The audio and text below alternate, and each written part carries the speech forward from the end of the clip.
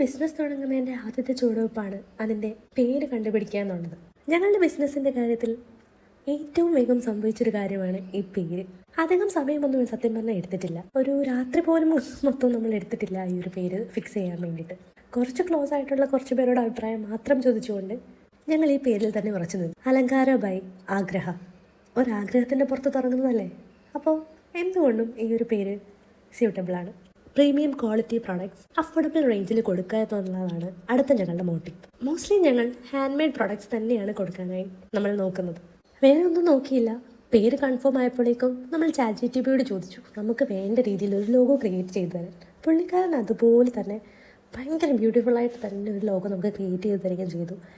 And we loved it. ആ ഒരു logo ഇങ്ങനെ തെളിഞ്ഞ് വന്നപ്പോൾ തന്നെ സത്യം പറഞ്ഞാൽ മനസ്സിന് ഭയങ്കര സന്തോഷമായിരുന്നു. Like as a first step to our life and to our career എന്ന് നമുക്ക് പറയാം.